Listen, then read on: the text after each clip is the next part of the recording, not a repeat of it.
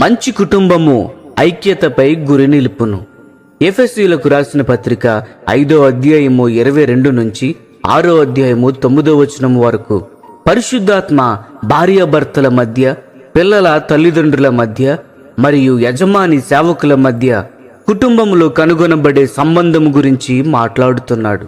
కుటుంబంలోని సంబంధముల గురించి ఈ వచనములు మాట్లాడిన వెంటనే 10వ వచనంలో ఆకాశమందుండు దురాత్మల సమూహములతో పోరాటము గురించి తెలియబర్చుచున్నది.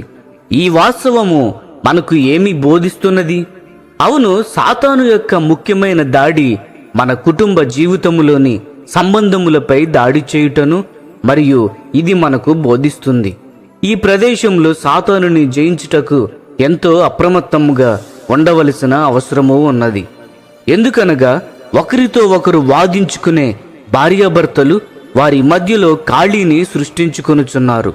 వారికి ఆ వాస్తవము తెలియకుండానే ఆ ఖాళీ ద్వారా సాతాను వారి కుటుంబంలోనికి ప్రవేశించుటకు వారు ద్వారమును తెరిచారు మరియు వారి పిల్లలపై దాడి చేయుటకు ఇది ఒక సాధనమై ఉన్నది.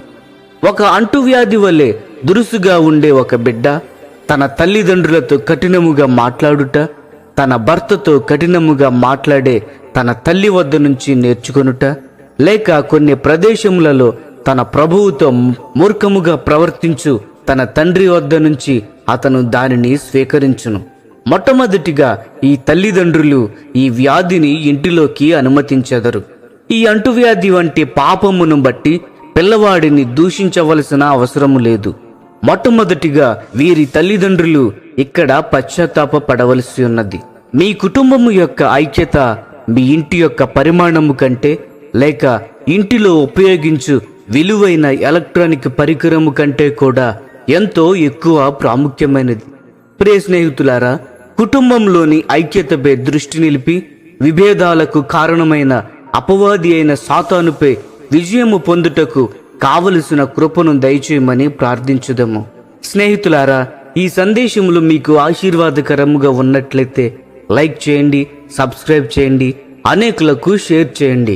మీ విలువైన అభిప్రాయములను కామెంట్ రూపంలో మాతో పంచుకొనండి.